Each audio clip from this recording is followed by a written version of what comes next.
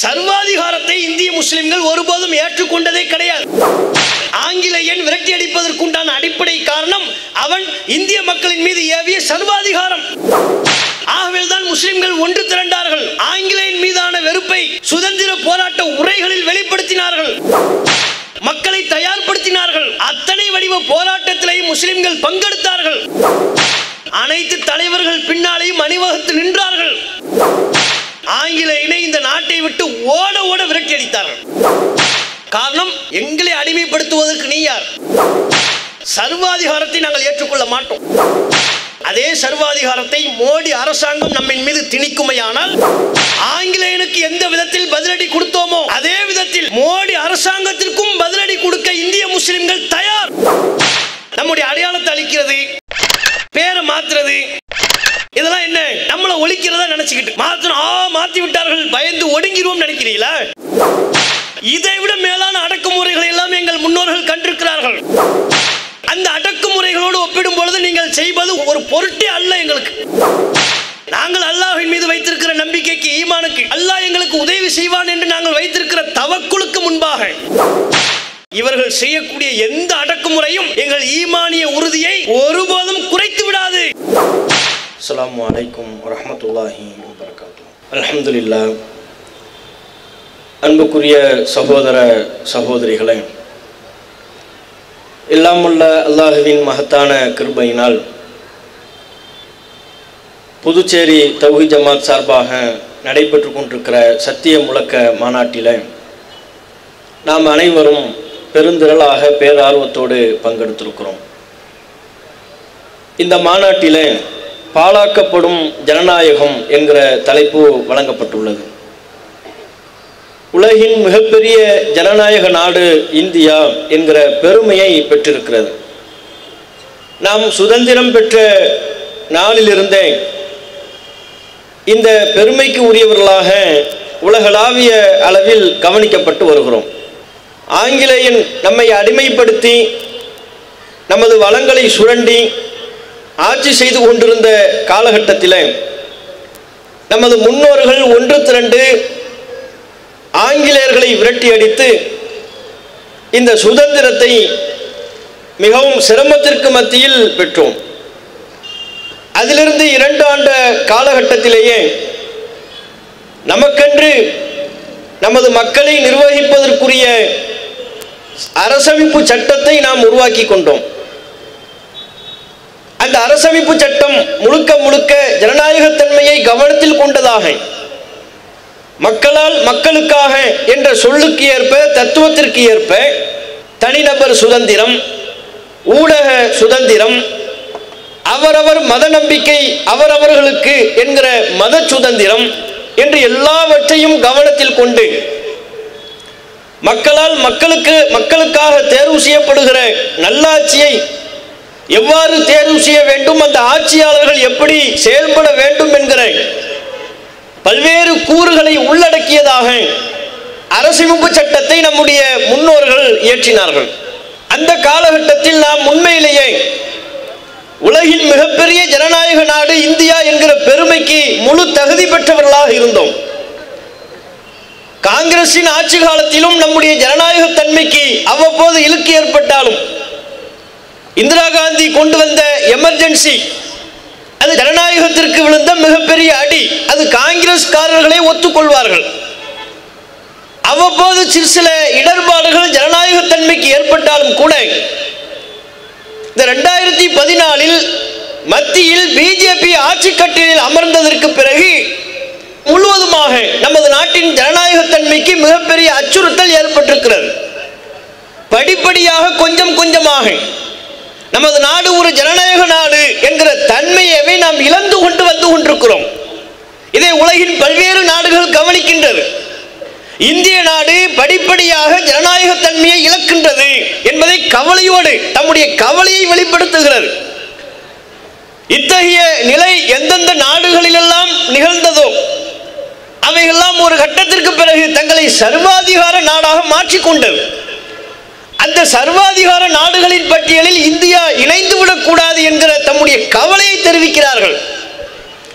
உண்மையில் மோடியினுடைய இந்த 11 ஆண்டு ஆட்சியில் ஜனநாயகத்தன்மைக்கு அப்படி என்ன இழுக்கு ஏற்பட்டு விட்டது, அப்படி என்ன அச்சுறுத்தல் ஏற்பட்டு விட்டது? நாம் அனைவரும் நன்றாகத்தானே வாழ்ந்து கொண்டிருக்கிறோம், எதனையும் விமர்சித்து பேசக்கூடிய உரிமை நமக்கு இருக்கிறது தானே, அப்படி என்றால் ஜனநாயகம் நன்றாக செழித்து தானே வளர்ந்திருக்கிறது என்று சிலர் நினைக்கலாம். ஆனால் உண்மை நிலை அவ்வாறல்ல. இந்த 11 ஆண்டுகால மோடியினுடைய ஆட்சியில் நடந்த பல்வேறு நிகழ்வுகளை பார்க்கின்ற பொழுது கொஞ்சம் கொஞ்சமாக ஒவ்வொரு சுதந்திரமும் பறிக்கப்பட்டு கொண்டே வருகிறது. தனிநபர் சுதந்திரம் பறிக்கப்படுகிறது, ஊடக சுதந்திரத்தில் மிகப்பெரிய அடி விழுந்திருக்கிறது, பத்திரிகையாளர்களின் சுதந்திரம் நசுக்கப்படுகிறது, அரசு இயந்திரங்கள் நிறுவனங்கள் எதுவும் தன்னாட்சி பெற்ற சுய அதிகாரம் பெற்ற அரசு நிறுவனங்கள் எதுவும் சுயமாக இயங்குவதற்குரிய உரிமையை பெற்றிருக்கவில்லை. மறைமுக அழுத்தம் அவைகளுக்கு வழங்கப்படுகிறது. ஒரு விதமான நெருக்கடி ஆளும் அதிகார தரப்பிலிருந்து, மத்தியில் ஆளுகிற பிஜேபியின் தரப்பிலிருந்து ஒரு விதமான நெருக்கடி கொடுக்கப்படுகிறது. இவற்றையெல்லாம் நாம் கற்பனையாக யூகமாக சொல்லவில்லை, யதார்த்தத்தில் உள்ளது. நமது நாட்டில் ஜனநாயகத்திற்கு ஒரு மிகப்பெரிய இழுக்கு ஏற்பட்டிருக்கிறது என்பது நம்முடைய கவலை மட்டுமல்ல, இந்த மாநாட்டில் குழுமி இருக்கிற இந்த முஸ்லிம்களின் கவலை மட்டுமல்ல, இந்த நாட்டில் இருக்கிற பல்வேறு அரசியல் கட்சி தலைவர்களின் கவலை. பல எதிர்க்கட்சி தலைவர்கள் ஆண்டாண்டு காலமாக இந்த 11 ஆண்டு காலகட்டத்தில் பல நேரங்களில் இந்திய நாட்டின் ஜனநாயகத்தன்மைக்கு ஒரு மிகப்பெரிய அச்சுறுத்தல் ஏற்பட்டிருக்கிறது என்று கவலை தெரிவிக்கிறார்கள். எதிர்க்கட்சி தலைவர்கள் தம்முடைய கவலையை தெரிவிக்கிறார்கள். ஊடகவியலாளர்கள், சமூக செயற்பாட்டாளர்கள் அத்தனை பேரும் தங்களுடைய கவலையை தெரிவிக்கும் வகையில் தான் நாட்டின் போக்கு போய்க் கொண்டிருக்கிறது. இதற்கு மிகச்சிறந்த உதாரணம் என்று சொல்ல வேண்டும் என்றால், 2-3 ஆண்டுகளுக்கு முன்பு உச்சநீதிமன்றத்தின் நீதிபதிகள் 4 பேர் பத்திரிகையாளர்களை சந்தித்தார்கள். இந்திய வரலாற்றில், சுதந்திர இந்திய வரலாற்றிலேயே இப்படி ஒரு நிகழ்வு நடைபெற்றதே இல்லை.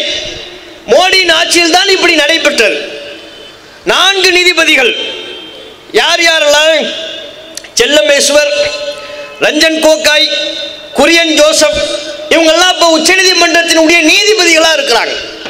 4வரும் இணைந்து சேர்ந்து ஒரு பத்திரிகையாளர் சந்திப்பை நடத்துகிறார்கள். அந்த பத்திரிகையாளர் சந்திப்பில் அவர்கள் சொன்ன விஷயம் என்ன தெரியுமா? ஒட்டுமொத்த நாட்டு மக்களுக்கும் மிகப்பெரிய அதிர்ச்சியை அவர்கள் வழங்கினார்கள், அப்படித்தான் சொல்ல வேண்டும். அந்த நீதிபதிகள் சொன்னார்கள், நீதித்துறை சுதந்திரமாக செயல்படவில்லை. உச்சநீதிமன்ற தலைமை நீதிபதி, அப்போது தலைமை நீதிபதியாக இருந்தவர் தீபக் மிஸ்ரா, அவர்தான் உச்சநீதிமன்ற அமர்வுக்கு வரக்கூடிய வழக்குகளை ஒவ்வொரு நபருக்கா பிரிச்சு கொடுப்பாரு. இதெல்லாம் அவங்க சொன்ன விஷயம். உச்சநீதிமன்றத்தினுடைய வளமை என்னவென்று சொன்னால், நடைமுறை என்னவென்று சொன்னால், அந்த நீதிமன்றத்தில் பல அமர்வுகள் இருக்கும். 2 நீதிபதிகள் கொண்ட அமர்வு சில வழக்கை விசாரிக்கும், 3 நீதிபதிகள் கொண்ட அமர்வு சில வழக்கை விசாரிக்கும். அரசியல் சாசனம் சம்பந்தப்பட்ட விஷயமா இருந்தால் 5 பேர் 7 பேர் கொண்ட அரசியல் சாசன பெஞ்சு அவங்க விசாரிப்பாங்க. எந்த வழக்கு எந்த பெஞ்சுக்கு போகணும், இந்த வழக்கை யார் விசாரிக்க வேண்டும், அதை தீர்மானிப்பது யார்? உச்சநீதிமன்ற தலைமை நீதிபதி. அப்போதும் இப்போதும் அதான் நடைமுறை, அந்த அதிகாரம் அவருக்கு இருக்கிறது. அப்ப இந்த 4 நீதிபதிகள் பத்திரிகையாளர் சந்திப்பில் சொல்றாங்க, எந்த வழக்கை யார் விசாரிக்கணும் என்பது உச்சநீதிமன்ற தலைமை நீதிபதி முடிவெடுப்பார், அவர் தான் கொடுப்பார். ஆனால் அவர் பார்த்து பார்த்து கொடுக்கிறார். சில நபர்களின் பெஞ்சுகளுக்கு குறிப்பிட்ட அரசு சம்பந்தப்பட்ட வழக்கு வருவதே இல்லை.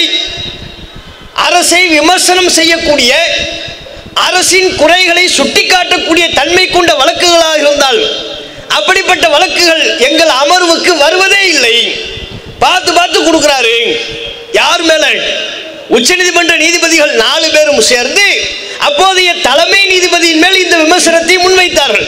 தலைமை நீதிபதி சுதந்திரமாக செயல்படவில்லை, நீதித்துறை ஒரு நெருக்கடியில் இருக்கிறது, அரசின் புறத்திலிருந்து மறைமுகமான அழுத்தம் ஏற்பட்டிருக்கிறது, பட்டவர்த்தனமாக உலகமெல்லாம் பார்த்து கொண்டிருக்கிற வேளையில் உச்சநீதிமன்ற நீதிபதிகள் சொன்ன விஷயம். அவர் இன்னும் கூடுதலாக சொன்னார்கள், நாங்கள்லாம் மூத்த நீதிபதிகள், இவங்க அந்த 4 பேர். அப்போ ரஞ்சன் கோகாய், செல்லமேஸ்வர், குரியன் ஜோசப், இவங்கெல்லாம் நாங்கள் சீனியர். உச்சநீதிமன்றத்தில் வழக்குகளை விசாரிக்கக்கூடிய நீதிபதிகள் எங்களை விட ஜூனியர் நிறைய பேர் இருக்கிறாங்க. எங்களை புறக்கணிச்சுட்டு ஜூனியருக்கு கொடுக்குறாங்க. அரசியல் சாசனம் சம்பந்தப்பட்ட முக்கியமான பிரச்சனைகளில் மூத்த நீதிபதிகளின் ஆலோசனையை பெற்றே ஆக வேண்டும் என்கிற விஷயத்தில் கூட அந்த அரசியல் சாசன அமர்வில் எங்களை இடம்பெற செய்வதில்லை. எங்கள் நால்வரையும் புறக்கணித்து விடுகிறார்கள். எங்களை விட இளையவர்களாக ஜூனியர்களாக இருக்கக்கூடிய நீதிபதிகளை அரசியல் சாசன அமர்வில் இடம்பெற செய்கிறார்கள். அப்ப அரசுக்கு சார்பாக உள்ளவர்களை மாத்திரம் இவர்கள் தேர்வு செய்கிறார்களோ என்கிற அச்சம் எங்களுக்கு இருக்கிறது. அப்ப பத்திரிகையாளர் கேட்கிறாங்க, இது எங்க பத்திரிகையாளர் சந்திப்பில் வந்து சொல்றீங்க? தலைமை நீதிபதிக்கு நீங்க சொல்லிட வேண்டியது தானே? அதற்கு அந்த 4 நீதிபதிகளும் சொன்னார்கள், ஆமாம் நாங்கள் சொன்னோம். தலைமை நீதிபதி தீபக் மிஸ்ராவிற்கு நாங்கள் கடிதம் எழுதினோம். இது மிகப்பெரிய குறை. நீதித்துறை சுதந்திரமாக அரசின் தலையீடு இல்லாமல் செயல்பட வேண்டும். யாருக்கும் நாம் பாரபட்சம் பார்க்க கூடாது. சட்டம் எதை சொல்கிறதோ அதை உள்ளபடி எடுத்துரைக்க வேண்டியது நீதித்துறையின் பொறுப்பு. அந்த பொறுப்பிற்கு களங்கம் ஏற்படாத வகையில் நாம் செயல்பட வேண்டும் என்று அவரின் குறைகளை சுட்டிக்காட்டி கடிதம் எழுதினோம்.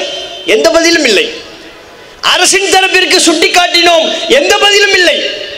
எங்கள் கோரிக்கை புறக்கணிக்கப்படுகிறது, எங்கள் கவலை புறந்தள்ளப்படுகிறது. ஆகவே பத்திரிகையாளர் சபையில் மக்கள் மன்றத்தில் இந்த குறைகளை நாங்கள் ஒப்படைக்கிறோம் என்று சொன்னார்கள். நீதித்துறையிலேயே ஜனநாயகம் இல்லை, நமது நாட்டின் ஜனநாயக தன்மையில் மிகப்பெரிய அச்சுறுத்தல் ஏற்பட்டிருக்கிறது என்கிற கவலையை சாமானியர்கள் தெரிவிக்கவில்லை. நமது பிரச்சனைகள் எல்லாம் அரசியல் சாசன சட்டத்திற்கு உட்பட்டு தீர்வை தரக்கூடிய மேன்மக்கள் என்று போற்றப்படுகிற உச்சநீதிமன்ற நீதிபதிகளே சில வருடங்களுக்கு முன்பு இந்த விஷயத்தை சொன்னார்கள். அப்படின்னா நம்ம நாட்டினுடைய போக்கை பாருங்க. நீதித்துறையே சுதந்திரமா இல்லைன்னா, அங்கே ஜனநாயகம் இல்லை என்றால் ஏனைய துறைகளை பற்றி பேச வேண்டுமா? அவர் கவலையை வெளிப்படுத்தியதை போலவே இந்த 4 நீதிபதிகளும் கவலையை வெளிப்படுத்தியதை போலவே உச்சநீதிமன்றத்தின் அதற்கு பிறகான பல்வேறு தீர்ப்புகளை பார்த்தால் மத்திய அரசிற்கு சார்பாகத்தான் அந்த தீர்ப்புகள் இருந்தது. தெரிந்தோ தெரியாமலோ, அறிந்தோ அறியாமலோ, அரசியல் அழுத்தத்திற்கு உட்பட்டோ அல்லது சுதந்திரமாகவோ அவர்கள் என்ன காரணங்களை சொன்னாலும் சரி, அவர்கள் சொன்ன பல தீர்ப்புகள் மத்திய அரசின் விருப்பத்தை பூர்த்தி செய்வதாகத்தான் உச்சநீதிமன்றம் வழங்கிய தீர்ப்புகள் இருந்தது. மறக்க முடியுமா? பாபர் மஸ்ஜித் விவகாரத்தில் இவர்கள் சொன்ன தீர்ப்பு என்ன? சட்டத்தின்படியிலான தீர்ப்பாள், அரசமைப்பு சட்டம் எதை சொல்கிறதோ அதை அடிப்படையாக முன்வைத்து சொல்லப்பட்ட தீர்ப்பாள். அந்த அநியாய தீர்ப்பை வழங்கியதற்கு பிறகு தீர்ப்பை வழங்கிய நீதிபதிகளில் ஒருவர் பத்திரிகையாளர் சந்திப்பில் சொன்னார், அவர் தம்முடைய பொறுப்பு காலத்தை எல்லாம் நிறைவேற்றி முடித்து விட்டார். பாபர் மஸ்ஜித் தீர்ப்பை சொன்னவர்களில் ஒரு நீதிபதி அவர் சொன்னார், இந்த தீர்ப்பு எங்களுக்கு மிகவும் சங்கடத்தை ஏற்படுத்தியது, மிகுந்த சிரமத்தை ஏற்படுத்தியது, என்ன செய்வதென்றே எங்களுக்கு தெரியவில்லை. ஆகவே நாங்கள் கடவுளிடம் தீர்ப்பை கேட்டோம். யாரு? நீதிபதி சொல்றார். பாபர் மஸ்ஜித் தீர்ப்புக்கு அரசியல் சாசன புத்தகத்தில் அவங்க படிச்சு தீர்ப்பு சொல்லல, நீதிபதியை சொல்றாருங்க, நம்ம சொல்லல. நாங்கள் கடவுளிடம் தீர்ப்பை கேட்டோம், கடவுள் சொன்னார், அந்த தீர்ப்பையே நாங்கள் எழுதினோம். எந்த கடவுள்? பிரச்சனை வருதுல்ல இப்ப அதான பிரச்சனை. எங்க சொத்து விவகாரம் சம்பந்தமா உங்களை நாடி வந்தால் நீங்க கடவுள்கிட்ட ஏன் கேட்டு தீர்ப்பு சொல்றீங்க? அதுக்காக உங்களை அந்த பெஞ்சில் உட்கார வச்சிருக்கிறோம், அதற்காகவா உங்களை நீதிபதி என்கிற அந்தஸ்தில் நாங்கள் அமர வைத்திருக்கிறோம்? சட்டத்தை படித்து சட்டத்தின்படி வழங்க வேண்டிய ஒன்றை நாங்கள் கடவுளிடம் கேட்டோம், கடவுள் எங்களுக்கு ஒரு சிந்தனையை தந்தார், அதையே உங்களுக்கு நாங்கள் தீர்ப்பாக வழங்கினோம் என்று கூசாமல் சொன்னார்கள். இதிலிருந்தே நாம் புரிந்து கொள்ள வேண்டாமா இவர்கள் வழங்கிய தீர்ப்பின் லட்சணத்தை, இவர்கள் எப்படிப்பட்ட தீர்ப்பை வழங்கியிருக்கிறார்கள் என்பதை? பாபர் மஸ்ஜித் விவகாரம் ஒரு உதாரணம். இதுபோன்று பல்வேறு விவகாரங்களில் காஷ்மீருடைய சிறப்பு பிரிவு அந்தஸ்தை நீக்கினார்கள், உச்சநீதிமன்றத்தின் அமர்வுக்கு வந்தது. என்ன நியாயத்தை வழங்கினார்கள்? என்ன நீதி கிடைத்தது? என்ன நேர்மை கிடைத்தது? அந்த மாநில மக்களின் உரிமை நிலைநாட்டப்பட்டதா? காஷ்மீருக்கு மட்டும்தான் சிறப்பு அந்தஸ்தா? இந்தியாவின் ஏழைய மாநிலங்களுக்கு சிறப்பு அந்தஸ்து இல்லையா? நாகாலாந்துக்கு இல்லையா? மிசோரமுக்கு இல்லையா? எல்லா மாநிலங்களிலும் பல்வேறு மாநிலங்களுக்கு சிறப்பு அந்தஸ்து இருக்கிறது. இவர்களின் கண்களுக்கு உறுத்தியது காஷ்மீரின் சிறப்பு அந்தஸ்து மட்டும். அதனை சட்டத்திற்கு புறம்பாக கொல்லைப்புற வழியாக நீக்கினார்கள். சட்டப்பேரவைதான் அதை நீக்குவதற்குரிய அதிகாரம் உள்ளது என்கிற நிலையில் சட்டப்பேரவையை கலைத்தார்கள். இந்த திருத்தத்தை, இந்த நீக்கத்தை செய்வதற்கு முன்பு சட்டப்பேரவையை கலைத்தார்கள். சட்டப்பேரவையின் அதிகாரத்தை ஆளுநருக்கு வழங்கினார்கள். ஆளுநர் அந்த சிறப்பு பிரிவு எங்களுக்கு வேண்டாம் என்று சொன்னார். யார் சார்பா? மக்கள் சார்பா. மக்கள் சொன்னார்களா? மக்களால் தேர்வு செய்யப்பட்ட பிரதிநிதிகள் சொன்னார்களா? அந்த பிரதிநிதிகளை செல்லாக்காசு ஆக்கிவிட்டு சட்டப்பேரவையை கலைத்துவிட்டு இவர்கள் சொல்வதை செய்யக்கூடிய ஒரு பொம்மையை ஆளுநராக நியமித்துவிட்டு அந்த ஆளுநர் சொன்னாராம் மக்கள் சார்பாக பிரிவு 370 எங்களுக்கு வேண்டாம். இது திருட்டு வேலை இல்லையா? இந்த திருட்டுத்தனத்தை உச்சநீதிமன்றம் கண்டிக்கவில்லை. 500,000 செல்லாது என்று அறிவித்தார்கள். அறிவித்தார்கள் என்று சொல்வதை விட மோடி அறிவித்தார், அவ்வளவுதான். ஏன் அவங்கள பல பேருக்கே அது தெரிஞ்சிருக்கா? திடீர்னு மோடிஜி வருவார், திடீர்னு வருவார். அந்த நிகழ்ச்சிக்கு ஒரு பேர் வச்சிருக்கிறாரு, மங்கி பாத்து. திடீர்னு உட்கார்ந்து சொல்வார், என்ன சொல்றாரோ அதுதான், அன்னைக்கு என்ன வருதோ அது சட்டம். அது போன்ற ஒரு இரவில் ஏதோ ஒரு உரையை நிகழ்த்த போகிறார் என்று மக்கள் எல்லாம் எதிர்பார்த்து காத்து கொண்டிருந்த தருணத்தில் திடீரென்று மோடியின் வாயிலிருந்து வார்த்தை வருகிறது, 500,000 செல்லாது. எவ்வளவு பேர் கஷ்டப்பட்டோம், எவ்வளவு பேர் சிரமப்பட்டோம். 500,000 செல்லாது என்று அறிவிக்கப்பட்ட வேளையில் எந்த பணக்காரனும் சிரமப்படவே இல்லைங்க. கோடி கோடியாக 500,000 ரூபாய் நோட்டுகளை கத்தை கத்தையாக வைத்திருப்பார்களே, அவங்கள எவனாவது பேங்க் வாசல்ல நின்று நீங்க பாத்தீங்களா? ரஜினிகாந்த் பேட்டி அந்த நேரத்தில் நான் இதை பெரிதும் வரவேற்கிறேன். பேங்க் வாசல்ல நின்னாரா? எத்தனையோ பல நடிகர்கள், அரசியல்வாதிகள், மிகுந்த வரவேற்புக்குரிய ஒரு சட்டம். இதனால் கருப்பு பணம் ஒழிந்துவிடும். அயல் நாட்டில் பதுங்கி கிடக்கிற கருப்பு பணம் எல்லாம் இந்திய நாட்டிற்கு கொண்டு வரப்பட்டுவிடும். ஒவ்வொருவரின் இந்திய வங்கி கணக்கிலும் 15 லட்சம் ரூபாய் செலுத்தப்பட்டுவிடும். என்னவெல்லாம் ஆசை காட்டினார்கள். ஊழலுக்கு இதோடு முற்றுப்புள்ளி வைத்தாகிவிட்டது, கருப்பு பணம் இத்தோடு ஒளிந்து விட்டது, அழிந்து விட்டது, என்னவெல்லாமோ சொன்னார்கள். ஒரு பணக்காரன், ஒரு எம்எல்ஏ, ஒரு எம்பி, தமிழகத்திலும் சரி புதுச்சேரியிலும் சரி, நீங்க பேங்க் வாசலுக்கு எல்லாரும் போய் நின்று இருப்போம். ஒரு 500 ரூபாய் மாத்த இவர் வச்சிருந்தது எவ்வளவுதான்? ஒரு 500 ரூபாய் நோட்டு. திடீர்னு பார்த்தா செல்லாதுன்ட்டாங்க. டிவியில் பார்க்குறாரு 8 மணிக்கு, செல்லாதுன்னு மோடிஜி அறிவிச்சுக்கிட்டு இருக்கிறாரு. இது தெரியாம கடையில் போய் என்னைக்கு 100 கிராம் சீனி வாங்குறவர் அன்னைக்கு 3 கிலோ சீனி கேட்கிறாரு. 3 கிலோ சீனி 500 ரூபாய் நீட்டுறாரு. கடைக்காரன் பார்க்கலாம், இவர் 3 கிலோ வாங்க மாட்டாரு. டிவியை பார்க்குறாரு, 500,000 செல்லாது. ஓடு ஓடு, வாங்க முடியாது, 500 ரூபாய் செல்லாது. பஸ்ஸில் போய்கிட்டு இருக்கிறார்.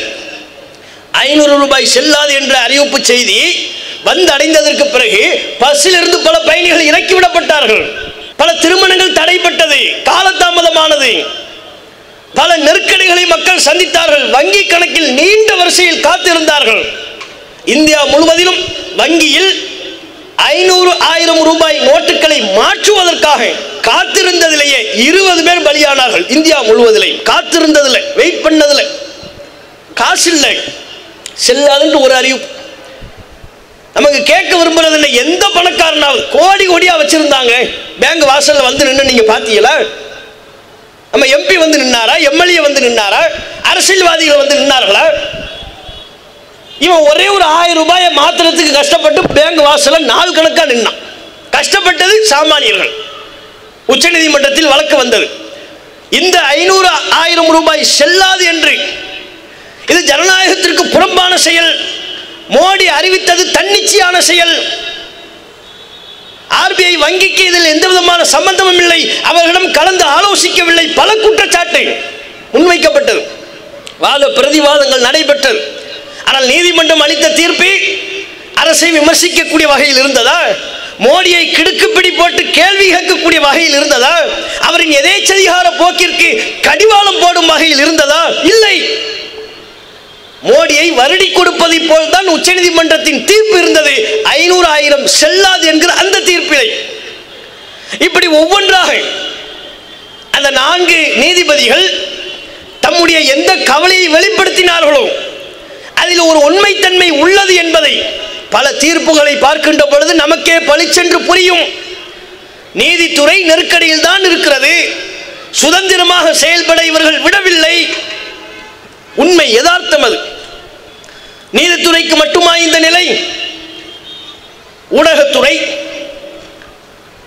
அரசை விமர்சனம் செய்து சுதந்திரமாக ஒரு கட்டுரை அவர்களால் எழுத முடிகிறதா? பாஜக அரசை விமர்சனம் செய்து அவர்களின் ஊழல்களை அம்பலப்படுத்தி அவர்களின் குறைகளை பட்டியலிட்டு ஒரு கட்டுரை எழுதுவதற்குரிய சுதந்திரம் ஊடகத்திற்கு இல்லை. அதை மீறி அவர்கள் அம்பலப்படுத்தினால் அவர்களை ஒடுக்குவதற்குரிய, மிரட்டுவதற்குரிய வேளையில் ஒன்றிய அரசு, பாஜக அரசு இறங்குகிறது. சில ஆண்டுகளுக்கு முன்பு உலக புகழ்பெற்ற பிபிசி என்கிற நிறுவனம் 2002 குஜராத்தில் நடைபெற்ற முஸ்லிம் இன படுகொலையை ஆவணப்படுத்தி ஒரு ஆவணப்படம் ஒன்றை தயார் செய்து வெளியிட்டது. பிபிசி தம்முடைய இணையதளத்தில் வெளியிட்டது. அதை தடை செய்தார்கள். அவர்கள் வெளியிட்ட இணையதளத்தில் தடை செய்தது மட்டுமல்ல, அந்த படத்தை, அந்த ஆவணப்படத்தை யாருமே ஒளிபரப்பு செய்யக்கூடாது, ஒரு பொதுக்கூட்டத்திலும் ஒளிபரப்பு செய்யக்கூடாது, ஒரு கல்லூரியிலும் ஒளிபரப்பு செய்யக்கூடாது. மீறி ஒளிபரப்பு செய்தால் அவர்கள் மீதும் வழக்கு பதிவு செய்யப்படும் என்று மத்திய அரசு செயல்பட்டது. நடந்துச்சா இல்லையா? கரெக்டா அந்த ஆவணப்படம் தயாரானதற்கு பிறகு, அவர்கள் ஆவணப்படத்தை தயார் பண்ணதே என்ன? குஜராத், தி மோடிஸ் கொஸ்டின், குஜராத் மோடிக்கான கேள்விகள், அதுதான் அதில் உள்ள ஆவணப்படத்தினுடைய தலைப்பு. இந்த சம்பவம் நடைபெற்றதிலிருந்து 2002 இந்த சம்பவம் நடந்தது. அதிலிருந்து மோடி பிரதமரான 2014 வரையிலையும் கிட்டத்தட்ட 12 வருஷம் அமெரிக்காவுக்கு செல்ல மோடிக்கு அனுமதி இல்லை, விசா மறுக்கப்பட்டது. ஒரு மாநிலத்தின் முதலமைச்சராக இருந்தும், குஜராத்தின் மாநில முதலமைச்சர், ஒரு மாநிலத்தின் முதலமைச்சராக இருந்தும் அமெரிக்காவுக்கு செல்வதற்குரிய விசா அனுமதி மறுக்கப்பட்டது. காரணம், உங்கள் ஆட்சியின் கீழ் ஒரு மிகப்பெரிய இனப்படுகொலை நடைபெற்றிருக்கிறது, அதற்கு சூத்திரதாரியாக, குற்றவாளி கூண்டில் நீங்கள் நிறுத்தப்பட்டிருக்கிறீர்கள், அது குறித்து எங்களுக்கு தெளிவு ஏற்படும் வரை உங்களுக்கு அனுமதி இல்லை, மறுத்து வந்தார்கள். 2014 வரை மோடி அமெரிக்காவுக்கு போகவே முடியலை. பிரதமர் ஆனதற்கு பிறகு அவனுக்கு வேற வழி இல்லை, கூப்பிட்டு தான் ஆகணும், கை குலுக்கி ஆகணும், விருந்து கொடுத்தாகணும். முதல் விசாவே கொடுக்க மாட்டேன்ட்டான், இப்ப விருந்து கொடுத்துக்கிட்டு இருக்கிறான். இதே அமெரிக்கா இப்ப மோடிக்கு விருந்து கொடுக்கிறது. காரணம், நாட்டின் பிரதமர் என்கிற அந்த பதவிக்கு அதன் மூலம் அவர் அடையக்கூடிய ஒரு நன்மை. அப்ப 14 வரையிலையும் உங்களுக்கு அமெரிக்காவில் விசா மறுக்கப்பட்டதா இல்லையா? இதையெல்லாம் அந்த ஆவணப்படத்தில் இது தொடர்பான பல்வேறு செய்திகளை உள்ளடக்கி, பல்கிஸ் பானுவுக்கு என்ன நிகழ்ந்தது, அந்த குற்றவாளிகள் என்ன ஆனார்கள், எப்படி விடுதலை ஆனார்கள், இதில் ஆளும் அதிகார வர்க்கத்திற்கு எந்தெந்த வகையில் தொடர்பு உள்ளது, எல்லாவற்றையும் அம்பலப்படுத்தும் விதமா இந்த ஆவணப்படத்தை தயார் செய்தார்கள், வெளியிட்டார்கள். ஆவணப்படத்திற்கு தடை. சரி, அதுவே கருத்து சுதந்திரத்தை நசுக்கிற செயல். 2002 நடந்ததைத்தான் அவர் சொன்னாரு, நடந்ததைத்தானே பிபிசி ஆவணப்படுத்தியது, நடந்ததை சொல்லக்கூடாது என்று தடை செய்தார்கள். அதற்கு தடை. ஓகே. அதுக்கப்புறம் பிபிசி ஆவணப்படத்தை வெளியிட்ட சில நாட்களிலேயே டெல்லியிலையும் மும்பையிலையும் பிபிசியினுடைய அலுவலகத்திற்கு ரெய்டு போனாங்க. பாஜக அரசு கொஞ்சம் கூட வெட்கமே இல்லாம உலகமெல்லாம் உற்று நோக்கக்கூடிய ஒரு நிகழ்வாயிற்று என்கிற சிந்தனை தெளிவு கூட இல்லாமல் பட்டவர்த்தனமா இங்க பத்திரிகை சுதந்திரம் இல்லை என்பதை வெளிப்படுத்தும் விதமா மும்பையில் உள்ள அலுவலகத்திற்கும் டெல்லியில் உள்ள அலுவலகத்திற்கும் ரெய்டு போனதை அமெரிக்காவில் உள்ள சமூக அமைப்புகள் கண்டித்தது, மேலை நாடுகள் கண்டித்தது. என்னங்க, ஒரு பத்திரிகை சுதந்திரம் இந்தியாவில் இல்லையா? ஒரு ஆவணப்படத்தை வெளியிடுவதற்குரிய சுதந்திரம் இந்தியாவில் இல்லையா? மீறி வெளியிட்டால் நீங்கள் அவர்களுக்கு ரெய்டு விடுவீர்களா? அவர்களின் அலுவலகத்தை பரிசோதனை என்கிற பெரிய அவர்களுக்கு நெருக்கடி கொடுப்பீர்களா? ஏன் இதுக்கு முன்னால் அந்த ரெய்டு இல்லை? கரெக்டா இந்த ஆவணப்படத்தை வெளியிட்டதற்கு பிறகு ரெய்டு வருவதற்கு என்ன காரணம்? அச்சுறுத்தல். என் சப்ஜெக்ட் நீ தொடக்கூடாது, தொட்டா நீ கெட்ட, உன்னை நான் தொந்தரவு பண்ணுவேன், உனக்கு நான் நெருக்கடி கொடுப்பேன், உன்னை சுதந்திரமா நான் விட மாட்டேன், ரெய்டு அனுப்புவேன். சிபிஐ தேவை என்றால் புலனாய்வு அமைப்புகளை ஏவி விடுவேன், அல்லது இடியை நான் ஏவி விடுவேன், வருமான வரித்துறையை ஏவி விடுவேன். எல்லா அமைப்புகளையும் ஏஜென்சிகளையும் தங்களுடைய கைப்பாவியாக மத்திய அரசு செயல்படுத்துகிறது என்பதை வெளிப்படுத்தக்கூடிய சான்று. இதற்கு பேர் ஜனநாயகமா? இதற்கு மேலும் நம்முடைய நாட்டில் ஏனைய நிறுவனங்கள் சுதந்திரமாக ஜனநாயகத்தன்மையோடு செயல்படுகிறது என்பதை ஒப்புக்கொள்ள முடியுமா? ஊடகவியலாளர் சித்திக் காப்பான் ஊபியில் ஹத்ராஸில் ஒரு சிறுமி பாலியல் வல்லுறவுக்கு ஆளாக்கப்பட்டாள். அந்த செய்தியை கவர் செய்வதற்காக வேண்டி கேரளாவை சார்ந்த ஒரு பத்திரிகையாளர் அங்கே போறார். போன இடத்துல அவர் கைது பண்ணிட்டாங்க. கைது பண்ண அவர் மீது சுமத்தப்பட்ட வழக்கு என்ன? தேச துரோக வழக்கு. தேச துரோக வழக்கு. நாட்டின் இறையாண்மைக்கு இவர் எதிராக செயல்பட்டு விட்டார். UAPA வழக்கு. எப்பேற்பட்ட கொடுமை பாருங்கள். பிஜேபி ஆளக்கூடிய மாநிலம் ஊபி. அந்த மாநிலத்தில் ஒரு சிறுமி பாலியல் வல்லுறவுக்கு ஆளாக்கப்படுகிறாள். அந்த செய்தியை கவர் பண்ணி நாட்டு மக்களுக்கு கொடுக்கிற சுதந்திரம் ஒரு ஊடகவியலாளருக்கு இல்லை. அதை மீறி அந்த செய்தியை திரட்ட வேண்டும் என்று சென்றவரை தேச துரோக வழக்கு சுமத்தி சிறையில் அடைத்தார்கள். பல வருடம் சிறையில் என்றார். ஜாமீன் வாங்கி வெளியே வர்றாரு. இன்னொரு வழக்கு. மிகப்பெரிய வேதனை. இன்றைக்கு வரையிலும் அவர் சிறையில் கொடுமைப்படுத்தப்பட்டு கொண்டிருக்கிறார். சிறையில் தான் இருக்கிறார். ஜாமீனில் வெளிவர முடியாத அளவிற்கு அவர் மீது பல வழக்குகளை போட்டு, எங்க ஆட்சியின் அவலத்தை நீ சொல்வாயா? ஊபியின் அவலத்தை நீ மக்கள் மன்றத்தில் எடுத்துரைப்பாயா என்கிற கோபத்தை வெளிப்படுத்தும் விதமாக அவரை சிறையில் இருந்தே வெளிவர முடியாத அளவிற்கு மிகப்பெரிய கொடுமைக்கு ஆளாக்கி கொண்டிருக்கிறார்கள். இதற்கு பேர் ஊடக சுதந்திரமா? இப்படியான சம்பவங்கள். ஊடகவியலாளர்கள் அச்சுறுத்தப்படுகிறார்கள், நெருக்கடி கொடுக்கப்படுகிறார்கள். 2010 இருந்து 2020 வரையிலையும் 100 பேர் மேல UAPA வழக்கு போட்டிருக்கிறாங்க, அல்லது தேச துரோக வழக்கு போட்டிருக்கிறாங்கன்னு சொன்னால் அதுல 50 விழுக்காடு வெறுமனே 2020 இந்த ஒரு வருஷத்துல மட்டும் 2010 இருந்து 2020 10 வருஷ காலம். இந்த 10 வருஷ காலத்தில் UAPA வழக்கு, தேச துரோக வழக்கு போடுறாங்கல்ல, அரசாங்கம் போடுகிறது அல்லவா, அது எல்லாத்தையும் திரட்டி பார்த்தா அதிகமான வழக்கு போடப்பட்ட காலம் எது? 2020ங்கிற இந்த ஆண்டு, இந்த ஒரு வருஷம். சரி, இந்த ஒரு வருஷத்துல மட்டும் எத்தனை சதவீத வழக்குகள் மொத்தத்தில் 10 வருஷத்தில் பதிவான வழக்குகள்ல இந்த ஒரு வருஷத்துல மட்டும் பதிவான வழக்கின் சதவீதம் எவ்வளவு? 50%. 9 வருஷத்துல 50 வழக்கு போட்டிருக்கிறாங்கன்னா இந்த ஒரு வருஷத்துல மட்டுமே இன்னொரு 50. அப்படின்னா பாருங்க, மோடியின் ஆட்சி, சுதந்திரமான ஆட்சி, பத்திரிகையாளர்களுக்கு அவர்கள் கொடுக்கிற சுதந்திரத்தை பாருங்கள். எந்த ஊடகவியலாளரும் நிம்மதியாக செயல்பட முடியவில்லை. பல்கிஸ் பானுவுக்கு ஆதரவாக ஒரு பெண் பத்திரிகையாளர் நீதிமன்றத்திற்கு சென்றால் என்றால் அந்த பெண்மணியை மிரட்டுவது, அவர்களுக்கு நெருக்கடியை கொடுப்பது, அவர்களை நீதிமன்றம் என்று அலைய விடுவது, அது எப்படி ஊடகம் சுதந்திரமாக இருக்கிறது என்று சொல்ல இயலும்? அப்போ ஒவ்வொரு பேர் மேலேயா வழக்கு போடுறது. கடைசியாக வழக்கு போட்டு பார்த்தாங்க, எதுக்கு இப்படி வழக்கு போட்டுக்கிட்டு? மீடியாவை நம்ம காசு கொடுத்து வாங்கிட்டாங்க. அவங்க சிந்தனையை பார்த்தீங்கள, மீடியா இருந்தா தானே நீங்க சுதந்திரமா பேசுவீங்க. மீடியாவே காசு கொடுத்து வாங்கிட்டாங்க.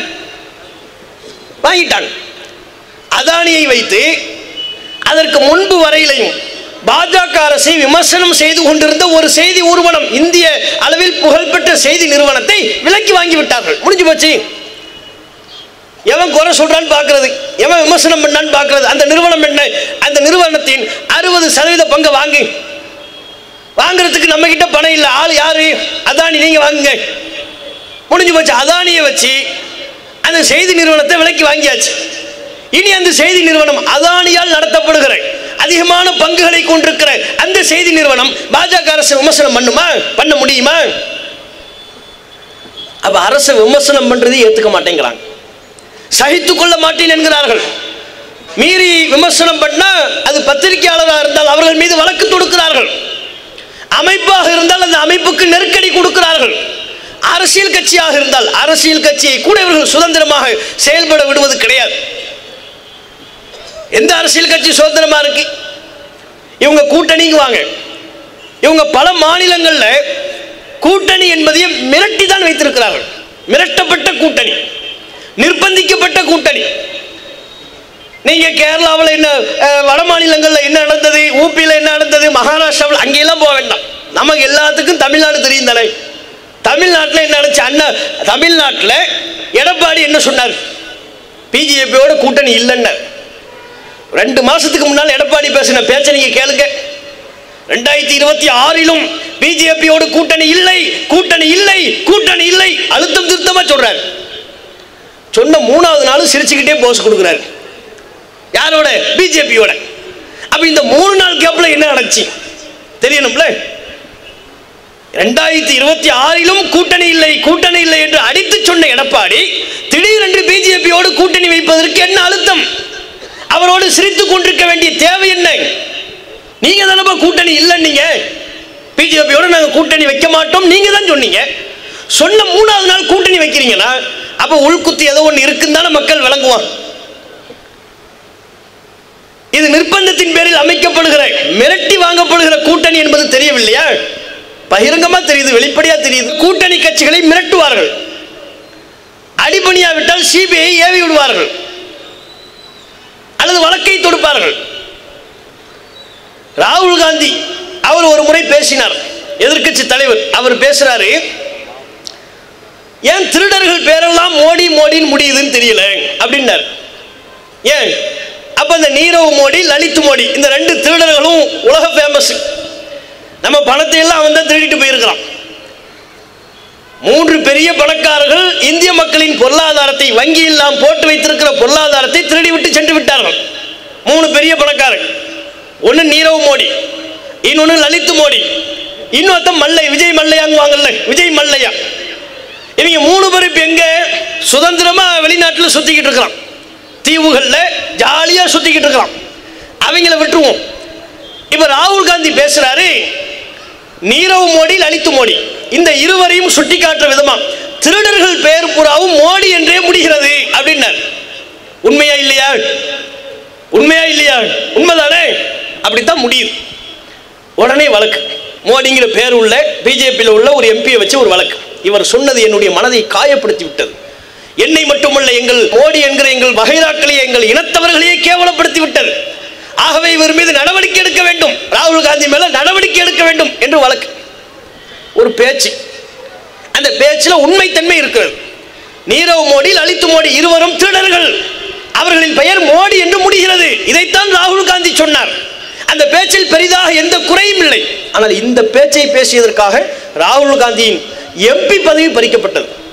2 ஆண்டு காலம் சிறை தண்டனை விதிக்கப்பட்டது. ஒரு எம்பிக்கு 2 வருஷம் சிறை தண்டனை விதிக்கப்பட்டால் அவருடைய எம்பி பதவி பறி போய்விடும். அதற்காக இந்த பேச்சுக்கு 2 வருஷம் சிறை தண்டனைங்க.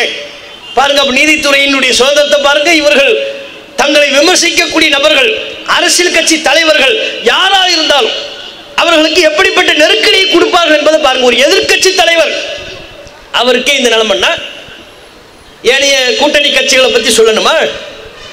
சாமானியர்களை பற்றி பேச வேண்டுமா? உங்களையும் என்னையும் பற்றி பேச வேண்டுமா? ஒரு எதிர்கட்சி தலைவர் அவர் வெளியிட்ட ஒரு வார்த்தை, அதற்காக அவருடைய எம்பி பதவியவே பறித்து விட்டார்கள். அதற்கு பிறகு சட்ட போராட்டம் நடத்தி அதிலிருந்து வெளியே வந்தார், அது வேற. எம்பி பதவி பறித்தார்களா இல்லையா? ராகுல் காந்தியை விட அவர் பேசியதில் குறையில்லை.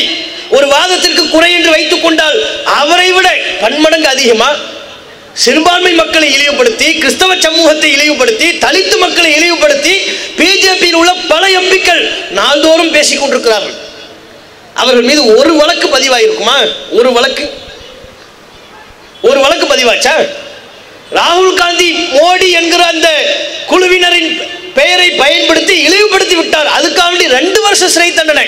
சரி, மாட்டு இறைச்சி சாப்பிட்டான்னு எத்தனை முஸ்லிம்களை அடிச்சு கொண்டாங்க இந்த சங் பரிவார் கும்பல். அவர்களில் யாரேனும் ஒருவர் சிறையில் இருக்கிறார்களா? 2 வருஷம் ஜெயிலில் இருந்தாலும் ஒருத்தனை காட்டுங்க. மாட்டின் தோலை உரித்தார்கள் என்று தலித்து மக்களை அடித்தே கொண்ட படுபாவிகள், சங் பரிவார் கும்பல்களை சார்ந்தவர்கள் அந்த தலித்துகளை கொடுமைப்படுத்தியதற்காக சிறை சென்றார்கள். சிறை தண்டனை விதிக்கப்பட்டது. ஒரு உதாரணம், ஜெய் ஸ்ரீராம் என்கிற கோஷத்தின் பெயரை சொல்ல சொல்லி நிர்பந்திக்கப்பட்டு பல முஸ்லிம்கள், சிறுவர்கள், இளைஞர்கள் கொல்லப்பட்டாங்களே, அதுல ஒருத்தனாவது சிறை தண்டனை விதிக்கப்பட்டாரா? 2 வருஷம் சிறை தண்டனை விதிக்கப்பட்டாரா? அவங்களுக்கு இவங்க வைக்கிற பேரு பசு பாதுகாவலர்கள். பசு குண்டர்களுக்கு இவர்கள் வைத்திருக்கிற பேர் என்ன? பசு பாதுகாவலர்கள். பசுவை இவர்கள் பாதுகாத்தார்கள். பசுவை பாதுகாக்கிறோங்கிற பேர்ல மனிதர்களை கொன்றவர்கள், கொலைகார பாவிகள். அப்ப முஸ்லிம்களை விமர்சனம் பண்றவன், கிறிஸ்தவர்களை விமர்சனம் செய்பவன், தலித் மக்களை விமர்சனம் செய்பவன், அவனுக்கெல்லாம் வழக்கு இல்லை, பிரச்சனை இல்லை. பழங்குடியின பெண்கள், மணிப்பூர்ல பழங்குடியின பெண்களுக்கு என்ன நேர்ந்தது என்பதை நாடே பார்த்தது, வெட்கி தலை குனிந்தது. ஒரு பெண்ணை நிர்வாணப்படுத்தி ஆடை இல்லாமல் அவளது மான உறுப்புகளோடு விளையாடிய கொடூர செயல், மனித நேயத்திற்கு அப்பாற்பட்ட காட்டுமிராண்டித்தனமான செயல். காட்டுமிராண்டி என்கிற வார்த்தை கூட அதற்கு பொருந்தாது. மிருகத்தனமான ஒரு செயல்.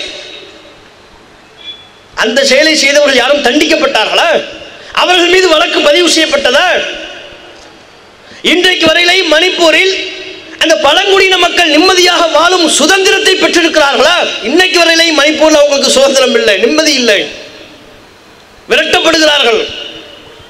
எதையெல்லாமோ பேசக்கூடிய மோடி மணிப்பூரை பற்றி பேசவில்லை. வங்கி பாத்துல வார வாரம் வந்துருச்சுன்னா சூரியனை பத்தி பேசுறாரு, சந்திரனை பத்தி பேசுறாரு, மயிலை பத்தி பேசுறாரு. எந்த சப்ஜெக்டையும் விடுறதில்லை. எல்லாத்தையும் பேசக்கூடிய மோடிஜி அவர்கள் மணிப்பூரை பத்தி பேசினாரா? கண்ணீர் வடித்தாரா? மாட்டிறைச்சின் பெயரால் இந்த நாட்டில் கொல்லப்படுகிற முஸ்லிம்களை பற்றி பேசினாரா? வருத்தம் தெரிவித்தாரா? இப்படியெல்லாம் சம்பவம் நடைபெறக்கூடாது என்று கண்டித்தாரா? சொன்னாரா? பல்கிஸ் பானுவுக்காக கண்ணீர் வடித்தார்? எதுவுமே இல்லை. அப்ப நம்ம கவனிக்க வேண்டியது, எதிர்க்கட்சி தலைவருக்கே இவர்கள் இவ்வளவு நெருக்கடி கொடுப்பார்கள் என்றால் ஏனைய கட்சிகளை பற்றி சொல்ல வேண்டுமா? எல்லாம் மிரட்டி தான் கூட்டணி வாங்குறது. என் கூட இருக்கிறியா, சிபிஐ அனுப்புவா. என் கூட இருக்கிறியா, இடி அனுப்பி வைக்கவா. என் கூட கூட்டணி வைக்கிறீங்களா, பழைய ஃபைல தோண்டவா. அதனாலதான் விருப்பமே இல்லாம பொருந்தா கூட்டணி, அவர்களோடு கூட்டணி வைத்து விடுகிறார்கள். சரி, கூட்டணி வைத்தவர்கள் இந்த மாநிலத்திற்காவது ஏதேனும் நன்மையை பெற்று தருகிறார்களா? இவர்கள் எந்த அளவிற்கு சர்வாதிகார தனத்தோடு நடக்கிறார்கள் என்பதற்கு புதுச்சேரி மாநிலமும் ஒரு சான்று. 30 வருஷ காலமாக இந்த மாநிலத்தினுடைய ஆளும் கட்சி, எதிர்கட்சி அத்தனை பேரும் புதுச்சேரி மாநிலத்திற்கு தனி மாநில அந்தஸ்து வேண்டும் என்று கோரிக்கை வைக்கிறார்கள். இது யூனியன் பிரதேசமா இருக்கு. 30 வருஷ காலமா கோரிக்கை வைத்துக் கொண்டிருக்கிறார்கள். சட்டப்பேரவையில் 14 முறை தீர்மானம் ஏற்றிருக்கிறார்கள். மாறி மாறி ஆட்சிக்கு வந்த போதிலும் கூட, ஆட்சி கட்டிலில் மாறி மாறி அமர்ந்தாலும் கூட அனைவரும் ஒருமித்து சொன்ன விஷயம் என்ன? நமது மாநிலத்திற்கு மாநில அந்தஸ்து வேணும். யூனியன் பிரதேசம் என்பதிலிருந்து மாநில அந்தஸ்து வேணும். ஏன்? யூனியன் பிரதேசமா இருக்கிற வரையிலையும் இந்த மாநிலத்தின் முதல்வர்கள் வெறும் வாட்ச்மேன் வேலை தான் பார்க்க முடியுது. என்ன நடக்குதுன்னு இப்படி சுத்தி பார்க்கலாம், இப்படி பார்க்கலாம், அவ்வளவுதான். ஒரு கையெழுத்து கூட போட முடியல. அண்மையில மாநிலத்தின் முதல்வர் ரங்கசாமி வருத்தம் தெரிவிக்கிறார், கவலைப்படுறார். பத்திரிகையிலே அந்த செய்தி வெளிப்பட்டது. ஒருவர் பதவி விலகி போறாரு. அந்த பதவிக்கு ஒருவரை நியமிக்கணும். துணைத் தலைவராக இருப்பவரையே தலைவராக நியமித்து ஒரு கடிதம் எழுதுகிறார். அந்த கடிதத்துக்கு ஆளுநர் ஒப்புதல் தரமாட்டேன்ட்டார். இத்தனைக்கு அவங்க கூட்டணியில் இருக்கிறாங்க. பிஜேபியோடு பொருந்தா கூட்டணியில் இருக்கக்கூடிய ரங்கசாமிக்கு நேர்ந்த கதி. முதல்வராக இருந்தாலும் எங்க கைப்பொம்மை, நாங்க சொல்றதான் நீங்க கேட்கணும். ஒரு கையெழுத்து, துணைத் தலைவராக இருப்பவரை நாங்கள் தலைவராக நியமிக்கிறோம் அப்படிங்கிற ஒரு விஷயம், அதை கூட ஒப்புக்கொள்ளவில்லை. கடந்த மார்ச் மாசத்துல சட்டப்பேரவையில் எதிர்க்கட்சி தலைவர்களெல்லாம் ஒன்று சேர்ந்து நமது மாநிலத்திற்கு மாநில அந்தஸ்து வேண்டும் என்று குரல் எழுப்பினார்கள். ரங்கசாமி அப்போது பேசுகிறார், இது எதிர்க்கட்சிகளின் கருத்து மட்டுமல்ல, அவர்களின் தனிநபர் தீர்மானமாக இதனை நாம் சுருக்கிவிடக் கூடாது, சட்டப்பேரவையின் தீர்மானமாக ஆக்க வேண்டும். சட்டப்பேரவையின் தீர்மானமாக ஆக்கப்படுது, ஒன்றிய அரசுக்கு அனுப்பி வைக்கப்படுகிறது. இப்போதாவது வரும் 14வது முறை அனுப்பி வைக்கப்பட்டு விட்டது. இப்போதாவது நமக்கு மாநில அந்தஸ்து வரும் என்று நினைத்தார்கள். மீண்டும் நிராகரிக்கப்பட்டு கடிதம் வந்துவிட்டது பாஜக அரசிடம். மாநில அந்தஸ்து கூட கொடுக்க மாட்டேங்கிறாங்க. நம்ம என்ன கேட்கிறோம்? மாநில அந்தஸ்து கொடுப்பதில் மத்திய அரசுக்கு என்ன தடை, என்ன பிரச்சனை? இந்த மாநிலத்தில் உள்ளவர்கள் மக்களால் தேர்வு செய்யப்பட்ட மக்கள் பிரதிநிதி, ஆளும் கட்சி, எதிர்கட்சி அனைவரும் சேர்ந்து 30 வருஷமா மாநில அந்தஸ்துக்காக போராடிக்கிட்டு இருக்கிறாங்க. அதை கொடுப்பதற்கு உங்களுக்கு முடியாத அந்த சுதந்திரத்தை கூட இவர்கள் வழங்க மறுக்கிறார்கள். இதான் உண்மை, இதான் யதார்த்தம். இவர்கள் கூட்டணி என்று வைப்பதே மிரட்டி உருட்டி எதுக்கும் அடிபணியிலன்னு வைங்க, வழக்கு போட்டுருவாங்க. அரவிந்த் கெஜ்ரிவால் மேல வழக்கு போட்டாங்கல்ல, பழைய வழக்கையெல்லாம் தோண்டி அதுல ஊழல் நடந்து விட்டது, இதுல ஊழல் நடந்து, இவங்க என்னமோ ஊழலுக்கு அப்பாற்பட்ட பரிசுத்த ஆத்மாக்கள். யார்? பிஜேபியில் உள்ளவங்கலாம். ஊழல்னா என்னன்னே அவங்களுக்கு தெரியாது. எதிர்கட்சி தலைவர்கள் மட்டும்தான் ஊழல்ல மூழ்கி திளைப்பவர்கள். மகாராஷ்டிராவில் அஜித் பவார் சிவசேனாவில் இருந்த பொழுது இவர்கள் என்ன சொன்னார்கள்? ஊழலின் ஊற்றுக்கண் என்று விமர்சனம் செய்தார்கள். அஜித் பவார் ஊழல் பண்ணிட்டாரு, அந்த துறையில் ஊழல் நடந்து விட்டது, இதில் ஊழல் நடந்து விட்டது. அஜித் பவார் சிவசேனாவை ரெண்டா உடைச்சாங்க, அஜித் பவாரை உள்ள இழுத்தாங்க. உள்ள இழுத்ததுக்கு அப்புறம் அந்த குற்றச்சாட்டுகள் இருந்து அவர் பரிசுத்தமான ஆயிட்டார். எவ்வளவு பெரிய ஊழல் பேர்வழிகளாக இருந்தாலும் பிஜேபியோடு நீங்கள் கூட்டணி வைத்து விட்டால் உங்கள் ஊழல் கண்டுகொள்ளப்படாது. உங்களுடைய ஊழல் கரையை துவைத்து அந்த கரையை நீக்கி விடுவார்கள், சர்ஃப் எக்ஸல் போட்டு நீக்கிடுவாங்க. அதுக்குன்னு ஒரு பொடி அவங்ககிட்ட தான் இருக்கு. நம்ம ட்ரெஸ்ல இருக்கிற கரையை போக்குவதற்குரிய பொடி தான் கரையில் வைக்குது. ஊழல் கரையை நீக்குவதற்குரிய பொடி ஆட்டு இருக்கு, பிஜேபி தான் இருக்கு, அமித்ஷா தான் இருக்கு, மோடிஜிட்ட தான் இருக்கு. கூட்டணி வச்சிங்க, ஊழல் கரை துடைத்து எறியப்பட்டு விடும். இப்ப அஜித் பவாரை பத்தி பேசுறாங்களா? அவருடைய ஊழலை பற்றி பேசுகிறார்களா? இல்லை. அப்ப அரவிந்த் கெஜ்ரிவால் ஊழலை பற்றி பேசுவதற்கு காரணம் உங்களோட இணங்கி போகல. நீங்க சொல்லக்கூடிய கட்டளைகளுக்கு அவர் அடிபணிய மறுக்கிறார், கூட்டணிக்கு சம்மதிக்கலாதான் அர்த்தம். அப்ப கூட்டணிக்கு சம்மதிக்கலனா கட்சியை ரெண்டா உடைப்பாங்க. மகாராஷ்டிராவில் சிவசேனாவை ரெண்டா உடைச்ச மாதிரி பழைய ஊழல் வழக்குகள் எதுவும் இருக்கிறதா என்று புரட்டி போட்டு உண்மையோ பொய்யோ ஊழல் வழக்கை சுமத்துவார்கள், சிறைக்கு தள்ளுவார்கள். இதெல்லாம் வேண்டாம்னா எங்க கூட கூட்டணிக்கு வா. இப்படி அடிபணியை வைத்து கூட்டணி வைப்பது ஜனநாயகமா? இதற்கு பேரு ஜனநாயகமா? அதுக்கு வழியிலன்னு வைங்க. எம்எல்ஏக்களை ரெண்டா பிரிச்சு கெஸ்ட் ஹவுஸ் கூட்டு போய் ஆளுக்கு விலை பேசுறது. உனக்கு 100 கோடி, 150 கோடி, உனக்கு 200 கோடி, ஓகேவா? கெஸ்ட் ஹவுஸ்ல சுத்தி பார்ப்பாங்க, 200 கோடி பா, ஒட்டுமொத்த வாழ்நாள்ல சம்பாதிச்சா கூட நமக்கு அவ்வளவு வருவாங்க. ஓகே, முடிஞ்சு வச்சு இருக்கிற எல்லா எம்எல்ஏவையும் காசு கொடுத்து விலைக்கு வாங்கிறது. எவ்வளவு பெரிய ஜனநாயகம்! எப்பேற்பட்ட ஜனநாயகத்தில் இருக்கிறோம்னு பாருங்க. அவங்க எதிர்கட்சிகள் கூட சுதந்திரமாக செயல்படுவதற்குரிய உரிமை இல்லை. அதை தாண்டி இவர்கள் ஜனநாயகத்தன்மையை அழுகச் செய்யக்கூடிய விதமான பல்வேறு மோசமான காரியங்களில் ஈடுபடுகிறார்கள். நாட்டின் வளர்ச்சியை பற்றி யோசிக்காமல் சிறுபான்மை மக்களின் மீதான வெறுப்பை பற்றி யோசிக்கிறார்கள். இவர்கள் பேசுவது, இவர்கள் செயல்படுவது அனைத்தும் சிறுபான்மை மக்களின் மீதான வெறுப்பை பற்றி தான் இருக்கிறது. முஸ்லிம் மக்களை எதிரியா காட்டணும், அதன் பேரில் இந்து மக்களுக்கு பொய்யான அச்சத்தை உருவாக்கணும். அந்த இந்து மக்களுக்கு அவர்கள் உருவாக்கிய பொய்யான அச்சத்திலிருந்து விடுவிக்கக்கூடிய பாதுகாவலர்கள் நாங்கள் தான் என்கிற ஒரு தோற்றத்தை உருவாக்கணும். அதை ஓட்டாக அறுவடை செய்யணும். இதுதான் பிஜேபி செய்து கொண்டிருக்கிறார்கள். இந்தியா முழுக்க அவர்கள் செய்வது இதைத்தான். முஸ்லிம் வெறுப்பு இவர்களுக்கு எந்த அளவிற்கு, முஸ்லிம்கள் என்றாலே ஆகாது பிஜேபிக்கு. பல உதாரணங்களை சொல்ல முடியும். நாடாளுமன்றத்தில் பிஜேபியின் சார்பாக ஒரு முஸ்லிம் எம்பி கூட கிடையாது.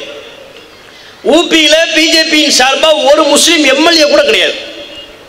ஆனால் இவர்கள் சொல்கிறார்கள் முஸ்லிம்களை நாங்கள் நேசிக்கிறோம். எப்படி நம்புவது? நாடாளுமன்றத்தில் எத்தனை தொகுதி? 543 தொகுதி இருக்கிறது. ஒரு தொகுதியில் கூட பிஜேபியின் சார்பாக ஒரு முஸ்லீம் கூட நிறுத்தப்படலை. இவங்க சொல்றாங்க நாங்கள் முஸ்லீம்களை பாதுகாப்போம். அப்படின்னா என்ன? முஸ்லீம்கள் எங்களுக்கு வேண்டாம்ங்கிறாங்க. முஸ்லீம்னா எங்களுக்கு வேண்டாம், ஆகாது. முஸ்லீம்கள் மட்டும் ஆகாதுங்கிறத தாண்டி இப்போ முஸ்லீம் பேரே ஆகாதுன்னு ஆயிட்டாங்க. வரலாற்றை மாற்றுகிறார்கள், வரலாற்றில் திரிப்பு வேலைகளில் ஈடுபடுகிறார்கள். வரலாற்றில் எவ்வளவு நுணுக்கமாக வேலையை பண்றாங்க பாருங்க. 11, 12ஆம் வகுப்பு பாடத்திட்டம் இருக்கு.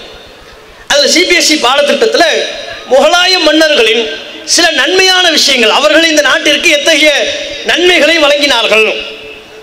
மன்னர்கள்னா நல்லவனும் இருப்பான், கெட்டவனும் இருப்பான். எந்த மன்னனா இருந்தாலும் முஸ்லிம் மன்னர்களையும் அப்படி நல்லவர்கள் கெட்டவர்கள் இருவகை உண்டு. இந்து மன்னர்களையும் நல்லவர்கள் கெட்டவர்கள் இருவகை உண்டு. மன்னர்கள்னா அப்படி இப்படி தான் இருப்பாங்க.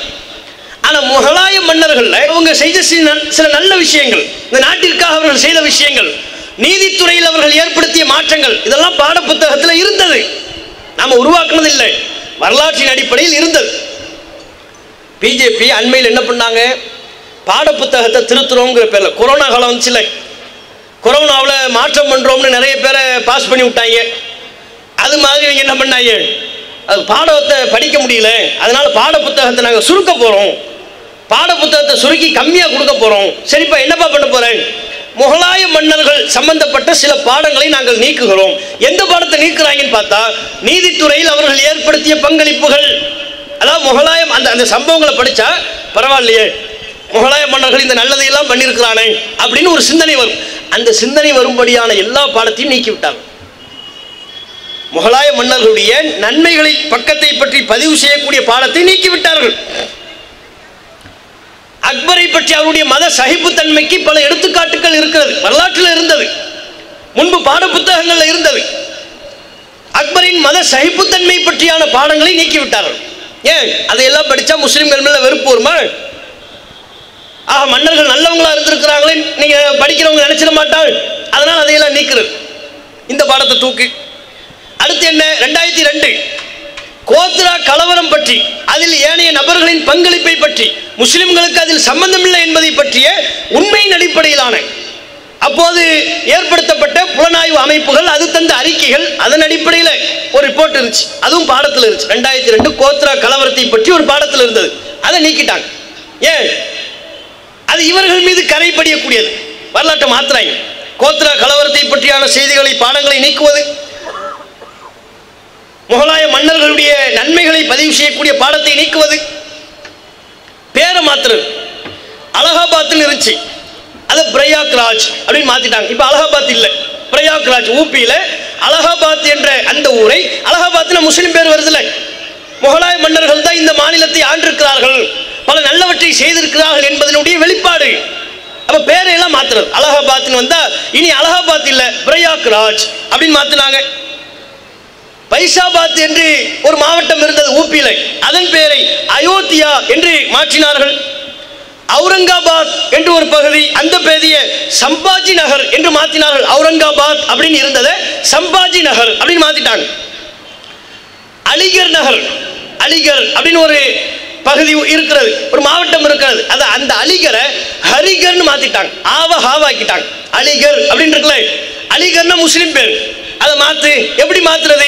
ஹரிகர், ஹரிகர் என்று மாத்தி விட்டார்கள். அதுபோக வாரணாசிக்கு பக்கத்தில் ஒரு ஜங்ஷன், முகல் சராய் அப்படின்னு சொல்லி ஒரு ஜங்ஷன், ரயில்வே ஜங்ஷன் இருக்கிறது. அந்த முகல் சராய்ங்கிற ஜங்ஷனை இப்ப பேரை மாத்திட்டாங்க, தீனதயாள் உபாத்யாய அப்படின்னு மாத்திட்டாங்க. முகல் சராய், முகலாயர்கள் அந்த பேரை வெளிப்படுத்துற விதமா முகல் சராய் அப்படின்னு இருந்துச்சு அந்த ஜங்ஷன் பேர். பழைய கல்வெட்டை பார்த்தா முகல் சராய் இருக்கும். அந்த பேரை இப்ப மாத்திட்டாங்க, தீனதயாள் உபாத்யாய. ஆர்எஸ்எஸ் சித்தாந்தத்தினுடைய அந்த கருத்துக்களை மக்கள் மத்தியில் பரப்பியவர்கள் ஒருவர், அவருடைய பேரை அந்த ஜங்ஷனுக்கு, ரயில் நிலையத்துக்கு பேரா வச்சுட்டாங்க. மகாராஷ்டிராவில் இப்போ சமீபத்தில் இஸ்லாம்பூர் என்ற ஒரு மாவட்டம், இஸ்லாம்பூரை இப்ப என்னவா மாத்திட்டாங்க? ஈஸ்வர்பூர் அப்படின்னு மாத்திட்டாங்க. இந்த மாற்றம், இது மாதிரி ஏராளமான மாற்றங்கள். பேரை மாற்றலாம், தப்பில்லை. எந்த நோக்கத்தில் மாற்றுவார்கள்? பாம்பேவை மும்பை என்று மாற்றினார்கள், கல்கத்தாவை கொல்கத்தா என்று மாற்றினார்கள், மதராஸை சென்னை என்று மாற்றினார்கள். இந்த மாற்றத்தின் பின்னணியில் வெறுப்பு கிடையாது.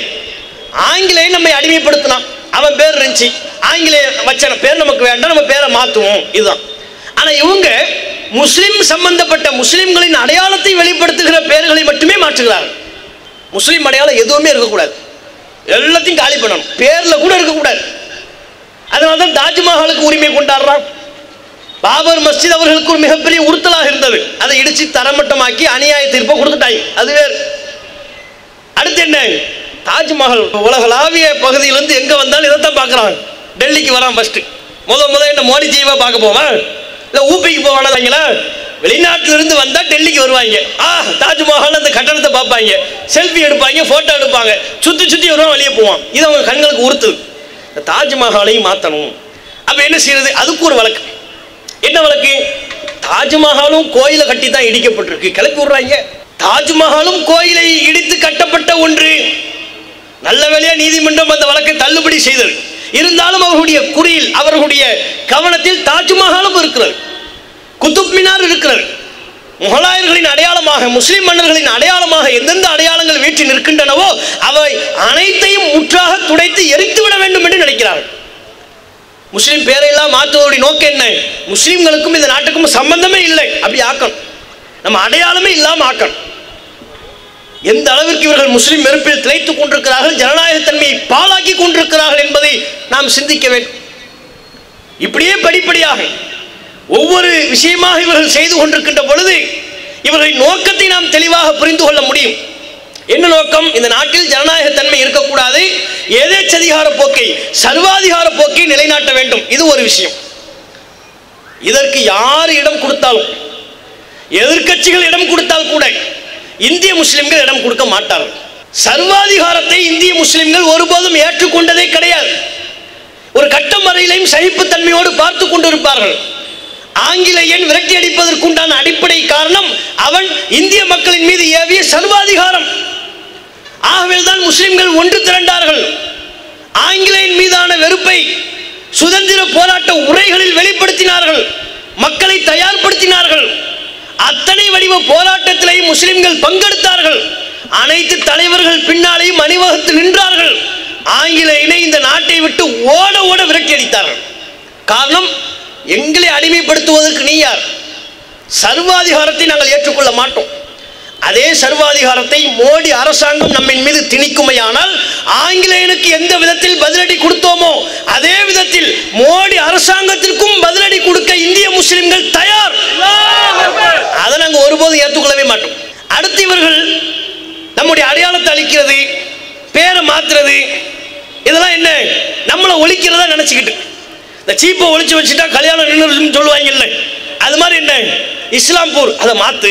எப்படி மாத்துறது? ஈஸ்வர்பூர் மாத்தினா முஸ்லீம் செத்து போயிடுவோம் நினைக்கிறாங்க. நீங்க மாத்தினா நாங்க செத்து போயிடுவோமா? மாத்தினோம், மாத்தி விட்டார்கள், பயந்து ஒடுங்கிடுவோம் நினைக்கிறீங்களா? இதை விட மேலான அடக்குமுறைகளை எல்லாம் எங்கள் முன்னோர்கள் கண்டிருக்கிறார்கள். அந்த அடக்குமுறைகளோடு ஒப்பிடும் பொழுது நீங்கள் செய்வது ஒரு பொருட்டே அல்ல எங்களுக்கு. நாங்கள் அல்லாஹ்வின் மீது வைத்திருக்கிற நம்பிக்கைக்கு, ஈமானுக்கு, அல்லாஹ் எங்களுக்கு உதவி செய்வான் என்று நாங்கள் வைத்திருக்கிற தவக்குலுக்கு முன்பாக இவர்கள் செய்யக்கூடிய எந்த அடக்குமுறையும் எங்கள் ஈமானிய உறுதியை ஒருபோதும் குறைத்து விடாது. உறுதியாக நாங்கள் எதிர்த்து நிற்போம். இந்த நாட்டின் ஜனநாயகத்தன்மையை காப்பாற்றுவதற்கும், இந்த நாட்டில் ஒடுக்கப்படுகிற சிறுபான்மை முஸ்லிம்கள், கிறிஸ்தவர்கள், தலித்து மக்கள், ஏனைய பழங்குடியின மக்கள் இவர்களின் உரிமையை நிலைநாட்டுவதற்கும் இறுதி வரை இந்திய முஸ்லிம்கள் போராடுவார்கள் என்பதை சொல்லிக்கொண்டு என்னுடைய உரையை நிறைவு செய்து கொள்கிறேன். வாஹிரு தாவானா அல்ஹம்துலில்லாஹி ரப்பில் ஆலமீன். அஸ்ஸலாமு அலைக்கும் வரஹ்மத்துல்லாஹி வபரகாத்துஹு. அல்லாஹு அக்பர், அல்லாஹு அக்பர்.